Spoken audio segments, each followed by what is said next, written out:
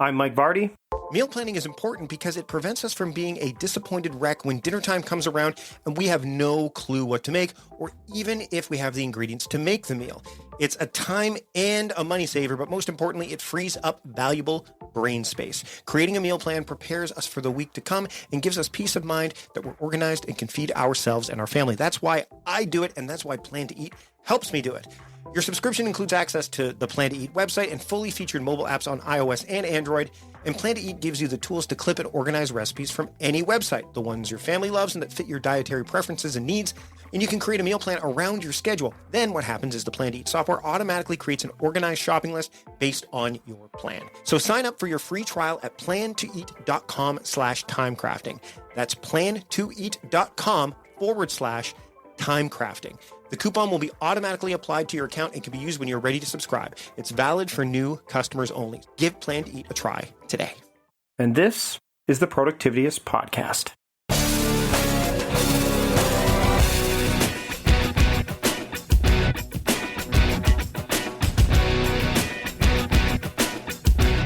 On this episode of the Productivityist podcast, I speak with Karim Bishay. He is the principal consultant at Living Orgs, and he helps companies become insanely efficient. His purpose at Living Orgs, which we're going to dive into why he started it in this episode, it's to empower organizations towards a clear, agile structure and stronger purpose. He's an industry-leading consultant in the areas of holacracy and building adaptive organizations. We dive into how he got into personal productivity because there's so much goodness in this episode because we are both productivity people. So we talk about GTD, we talk about holacracy, we dive a little bit deeper into that. We talk about the spirit of productivity, so many cool things. It's always great when I get to talk to somebody that is as enthusiastic about personal productivity as I am. And you're going to hear that shine through in this episode. And if you're a member of the productivity community over at Productivityist, you're going to hear a bonus episode as well. I'll touch on that a little bit at the tail end of this episode. But for now, let's dive into my conversation with Karim Bishay here on the Productivityist podcast. I'd like to welcome Karim Bishay to the Productivityist podcast. Karim, thanks for joining me today. Thank you, Mike. I'm really excited to speak to you today. I appreciate the opportunity. No problem. So I want to talk about the idea of you've created this company called Living Orgs. That's what it says, Living Orgs. So I want to dive into that initially to start because your mandate is to help people become far more efficient. I mean, we're, like I said before we started, you and I could probably talk for hours about productivity. You and I have studied. I mean, you've studied holacracy. I've spent some time in there as well. David Allen's Getting Things Done methodology. He's been on the show a few times, and we've had back and forth on that. What was the impetus to start Living Orgs for you? So basically, I am a graduate of two varying schools of thought. One is I went to business school, and I also went to seminary to take pastoral counseling. So it was actually quite a natural marriage of everything I'm interested in, which is just what makes people tick, how do we work together, and then how do we do it in the most not just productive or efficient, but also in a way that gets us more aligned with our purpose, that where trust becomes an output of the system, not a requirement of the system, so that the more we work together and the way we work together, we trust each other more. And I think it was born out of, like many good ideas, born out of frustration. I worked with companies that I thought were incredibly intelligent people, really well-meaning, really good. And it was amazing to me how much time was spent in meetings, just, death by meeting, going on in circles around the same point without any movement forward, or how many, reply all 45, thread deep Gmail thread I have to kind of like fish through to be like, was there anything actionable here? Or is it now just like, it feels like, an endless monologue string of each one of us monologuing at the other 3 or 8 people on the thread with nothing actually getting done. And yeah, just out of that frustration, as I started learning more as a founder and as a member of the team of the company called Dev Bootcamp, as I started learning more and developing these tools and being on the receiving end of them, I just got really excited about that specifically. Like, how do a group of people who already have a purpose, who already have an organizational principle, how do we actually just get really excellent at this thing we call working together? What drew you to holacracy? I mean, I think I have a sense of it having known a bit, but I mean, just what you spoke about now seems to be one of the driving forces behind why holacracy seems to be something that you would promote. But not only that, I mean, you've obviously studied other areas of personal productivity. So I guess the idea of going into an organization and saying, "Hey, here's how I can help you." Are you bringing all of those different methodologies to the front, or are you kind of saying, "Hey, we're going to use Holacracy as a base, and then cherry pick from these different ones that you've studied"? It's the latter. I'm definitely, actually, no, sorry, it's the former. Apologies. Yeah, I definitely customize every implementation based on what the client wants. One of the things to answer the beginning of your question, why I was drawn to Holacracy, just the potential of it. Some other part of me wants to call Holacracy just organization for adults. Right. It's, where you take responsibility for your own, what they call tensions, like anything you sense, you should feel the freedom to move forward and change it. You have the power to change anything in the organization within reason. People have the power to resist if they feel like that causes trouble. It feels like a lot more adult relationship. Everything's more transparent, more clear, moving things forward. But after working with Holacracy for a while, both as a client in two separate companies and also as a consultant implementing it, I definitely saw that it wasn't a one size fits all for everyone. Distributed governance in Holacracy, I think, is quite intelligent, but I don't think is actually the best thing for all organizations. So marrying Holacracy with David Allen's Getting Things Done, bringing all of that into Asana instead of just using Glassfrog, and then also bringing things like OKRs, like, more active feedback practices and all these kinds of things into organizations, just felt like, every time I learn about something new, either as a client or a consultant, I find a way to integrate it into the system and offer that to my clients. And at this point, every client implements in an entirely different way based on what they need and based on the analysis we do together of their organization. Let's talk about this meeting thing you brought up at the beginning, because meetings are a pain point. And we know that with Holacracy, meetings, there are, and again, not all organizations, because there is some adaptability here, but with Holacracy, generally you get more meetings. They're smaller meetings, they're more focused meetings, but there are more meetings. How do you handle an organization that is kind of driven by, quote, status meetings and the big meetings and all that, and kind of say, hey, here's how we're going to make them more, for lack of a better term, productive? Thank you. Great question. So I think to really handle an organization in that way, they need to be challenged on two levels, personally and systemically. So there's the system piece, which is just, this is how we do business. This is, it's such a natural way that we all work together, which is like, let's get in a room and kind of talk about stuff. That's kind of the best we know how to do so far.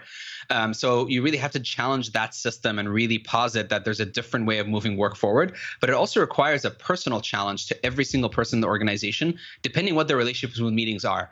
Some people's relationship with meetings is, I love meetings because I always have my voice heard.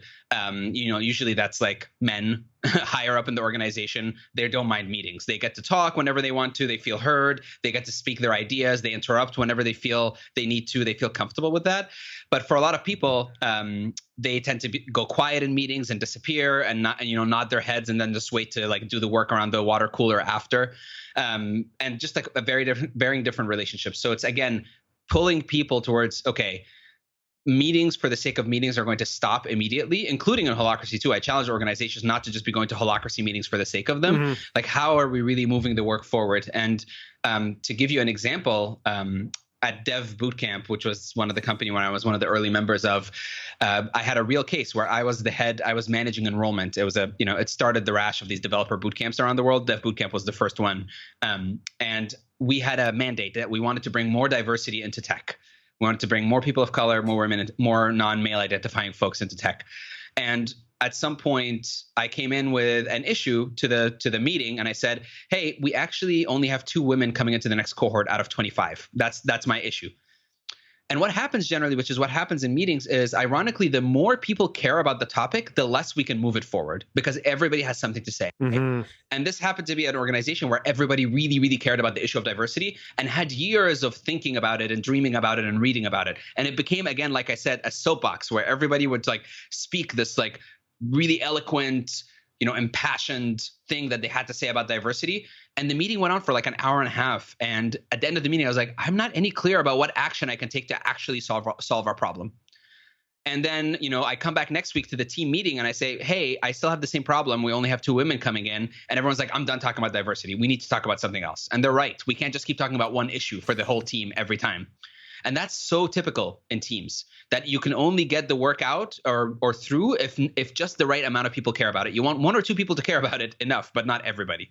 So instead, with things like the tactical meetings of Holacracy, which is a practice I dearly love, is if I have a tension, I need to clarify, is it clear who's supposed to do something about it? If so, I can ask them for an action.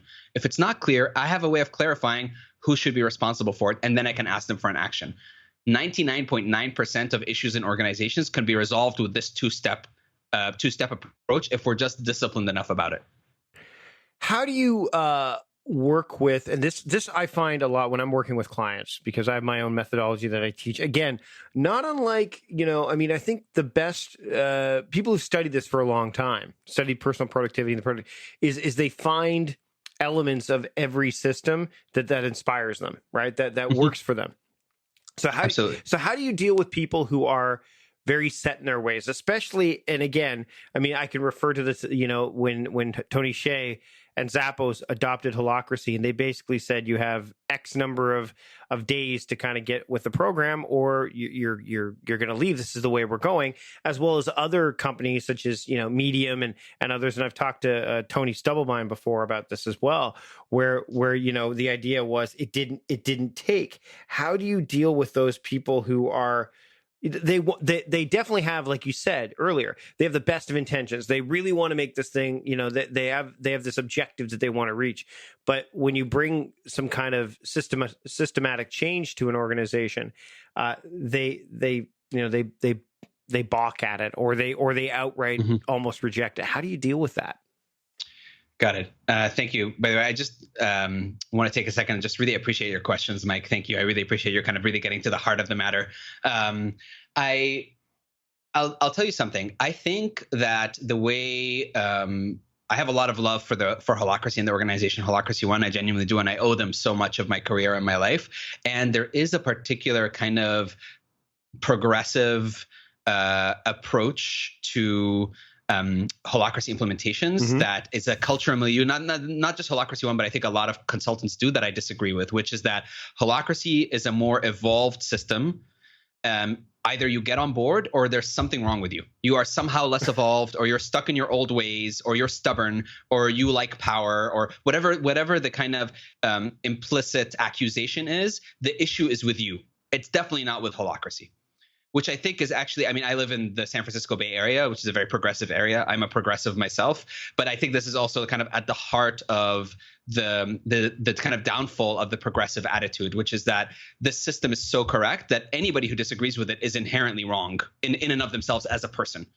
And they just need to catch up. That's what we need to just for people to catch up. I strongly disagree with that. One of the things I actually really love about Holacracy, since you said like what elements I really love, is this idea of resolving tensions, not proposals. So, if you and I come in with clashing proposals, I say, I think you should do this way. And you say, I don't want to do it this way.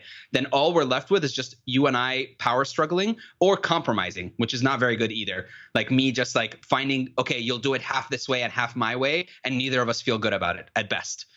But instead, if we get to the tension, if we get to the need behind it, like, why do I need you to do things this way? And why are you not wanting to do it that way? We can integrate. We can find a third solution that neither of us would have thought of that can resolve both our tensions, even though it's neither of our proposals, which is something inherent to how Holacracy resolves objections in governance, which I think is ingenious. I do the same thing in my implementations. If you and I are working together and you're, a CEO in a company or a middle manager or anyone, and you say, I really don't like doing this GTD stuff, or I don't want to use Asana, or I don't like this aspect of it, my immediate response, even internally, isn't like, God, what's wrong with this guy? Why can't he just like get on board? It used to be that way. And I had to grow up as a consultant internally and not immediately jump to this person's holding us behind. Instead, through learning what your tension is, why you dislike it, I can find out what you can do enough that would stay in integrity with your own practices so that you don't feel like you're betraying yourself to a system that you don't believe in, that still meshes with the spirit of the system and the spirit of GTD and the spirit of Holacracy, which is more important to me than just following the letter of the law. That's a great point, because I think a lot of people, they get really hung up on they make it very binary, right? And even when I've chatted with, David Allen And people are very said like a context is this and a context is this. And he's like, no, a context is it's contextual. If you're having, you and I are having a conversation and someone walks in and they have no idea what we're talking about, they're going to make up their own context around it until we inform them of it. And then we can all get on the same page. Which is I want to dive into this other thing that you've discussed, which is organizing around the work, which is very objective, right? Versus not around the people, which is very subjective, because we all approach work differently. There's a power to that. Can you expand upon that? Absolutely. I'd love to. One of the main principles of Holacracy, and one that I still implement, is, like you said, organizing around the work and not around the people. So, instead of saying, this is Mike, this is Karim, this is their position, this is what they're doing, we say, forget the people who are in the organization. Forget entirely what their skills are, who they are, what they like to do, or anything. What is ultimately needed for us to fulfill our purpose, apart from the human beings that are here? And we create these discrete units called roles. Each role has a purpose and has a set of accountabilities that they're accountable for. And then people move in and out of these roles freely based on skill level and ability and performance and need and interest and all sorts of things. That causes so many pluses, Mike. It's really hard to describe how ingenious just that one move is. And I really, commend Holacracy and Brian Robertson for solidifying and coming up with that system so clearly. First of all, it really allows for power to be fluid, which I think power is really healthy. There's a big misconception out there, really fueled by the media, which is that it says Holacracy is flat. They're like, Holacracy versus hierarchy. Can a non-hierarchical organization survive? Actually, Holacracy is incredibly hierarchical. Yep. But it's a hierarchy of roles, not of souls. So it says that right now, for example, in this conversation between you and I, Mike, you're asking questions and you're letting me talk on and on, is because we're speaking about a subject that I'm relatively more experienced with, which is like specifically in this moment, Holacracy. As soon as we start talking about a topic, any of the topics that you're a lot more experienced with, you should have more power. You should be able to make better decisions than I should listen to you. But if one of us were the CEO in a company, you would constantly be deferring to me, regardless of whether or not we're talking about the subject that I'm experienced in or not, which is frustrating both to people and to the CEOs themselves. Most CEOs that I know don't want to be bottlenecks. They don't want to make all decisions. They want to make strategic decisions, but they also want people to make the decisions that they're experts in. So what this allows, this role thing, is that you and I can very quickly and fluidly, and I've seen that in well-operating holacratic structures, is that you and I can fluidly move. We're talking about one thing, one tension. I take the lead and I'm processing it and I'm the expert that people are listening to. And then very quickly it switches back to you based on the topic and on and on. So that's one of the kind of magics of the fluidity of organizing around roles and not around people. Another really powerful element of it is really making us as a team have an honest conversation about ourselves, what we're lacking and what we need. Again, to mention one of the companies I worked with, Dev Bootcamp, we spent 2 years before any of us talked about marketing. We're a bunch of engineers and, none of us like marketing. None of us want to talk about marketing. So we spent 2 years in a startup and none of us even mentioned marketing as a potential. It was like an afterthought at best. That's because we're organizing around the people. And depending on what we're interested in, we'll move towards. When you organize around work, you get to be a lot more transparent and honest about, wow, we need this. And right now we don't have anyone who can fill it or who wants to fill that role. So at least and maybe it still won't get filled, but at least we're all honest with ourselves about what's needed to succeed. We talked earlier about the spirit behind Holacracy, the spirit of having a proper framework. I want to talk a bit about, and I think from what I know about Holacracy, because you're right, you are way more steeped in this than I am, is there is an element of both qualitative data and quantitative data that comes along with it that a lot of people get hung up on. And I mean, we see this, you talked about this at the beginning of the episode, people are saying, okay, well, that idea of inbox zero, which you and I both know is a term that's been kind of thrust around and misconstrued. And it's almost like the idea that, I got 383 emails and I'm down to zero. Yes, but what real work did you do? How does Holacracy promote the idea of both qualitative work and quantitative work? Like, how can that be measured? Because I think it does it on both, but perhaps you can expand on that. Thank you. So I'd say a couple. I mean, I'm going to separate my answer in two things. First of all, just for the work of the organization, how it separates qualitative and quantitative. I think actually that one of the really strong things that Holacracy does is it introduces the metrics every single tactical meeting. So once a week, every single team will look at the metrics of their circle and the numbers of their circle and get a sense of like, how are we doing? How are we advancing? How are we progressing? What I've heard a complaint about before is then that it becomes too quantitative. Teams start getting too focused on the metrics. And like you said, something like inbox 0 could become addictive, but command, control A and then delete will take care of your inbox. And then what work have you actually done? And there are 1,000 kind of like permutations of that for metrics. So I actually don't think in my personal experience that Holacracy has addressed that really accurately. So that's why I bring in OKRs. Are you familiar with OKRs, objectives and key results? Yes. Yeah. So I marry OKRs with the implementation of Holacracy so that we can connect objectives and key results so that each metric that every circle has, every team has, is connected to a qualitative objective. Just like, what are we trying to do? Why are we measuring these things? And we're only measuring them in as much as they'll let us know whether or not we've hit our qualitative objective. And then we align all the objectives of every circle with the objectives of its super circle. So you find a way of having these autonomous units, these autonomous teams, all aligning behind the kind of qualitative objectives of what they're trying to do, and then quantifying how they're measuring that instead of just measuring, because then you can just become very kind of myopic about data. And to answer the second part of the question, which is how does the Holacracy implementation itself steer clear of that? I would say that's been one of the great downfalls that I've seen of Holacracy, is that it becomes incredibly legalistic and quantitative in its own implementation. And I think, as someone who studied at seminary, I've seen the downfall of religion that way, when things become all about the rules and all about the numbers and not at all about the spirit behind them or what created them. And I almost feel like there's a place for some entity within any organizing principle that needs to be really strict about the rules. And I think that's what Holacracy 1 is doing.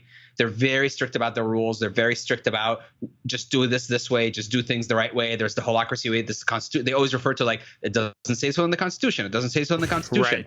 And I think there's room then for and I think it's part of their intelligence, Holacracy 1, that they've allowed for an ecosystem filled with consultants that don't work for them, like myself, is that now I get to focus more on the spirit. I'm like, nope. Don't do anything if it doesn't make sense to you. I mean, do it maybe when you're learning it, allow yourself some time to learn and grow, but don't get fixated on this is not proper Holacracy or this is proper Holacracy.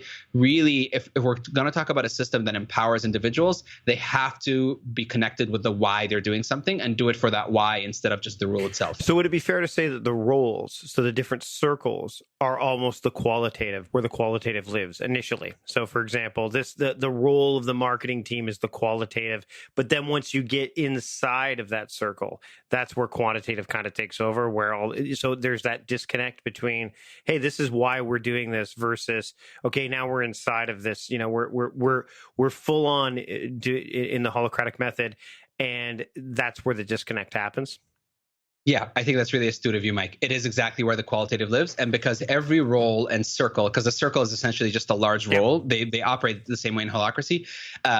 Everyone has a purpose, and the purpose is not like a vision mission statement where it's this kind of big, broad statement. It's a very unique, what does this role here to do? What would there be less of in the organization if this role doesn't exist? And everything connects to that purpose.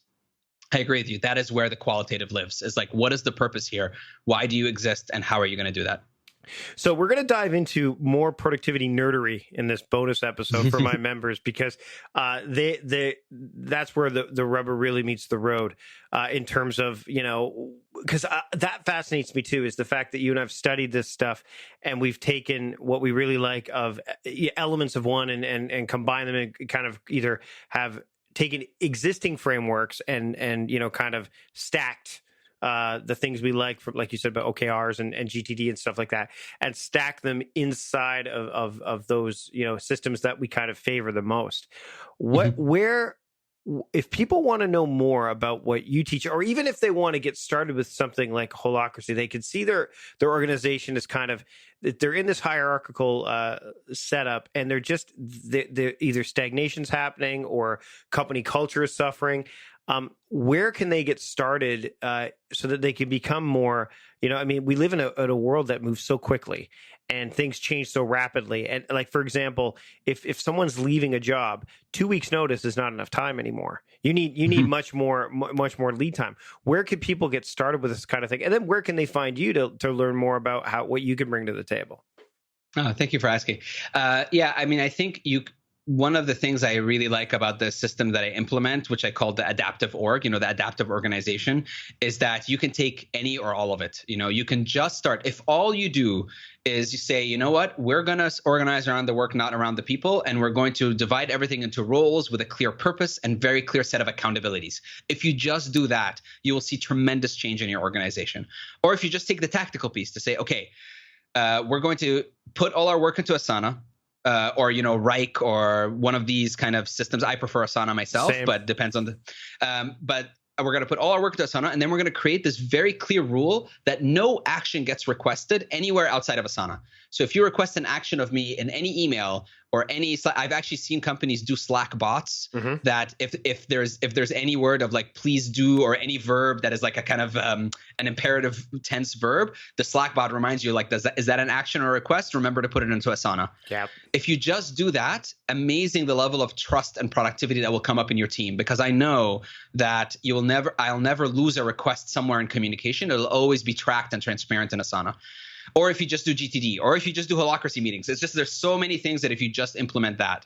But yeah, definitely my preference is always, I always have a 1 hour session for free with any client where we really talk about their organization, what they're stuck in, what's working well, what isn't, so that I'm not just kind of throwing them, be like, use Holacracy, use this, use that. We're actually really talking about what would best serve them and and customize the implementation to suit their needs. So definitely they can find me at livingorgs.com. They can book a free session with me there or find out more information about kind of how I approach implementations.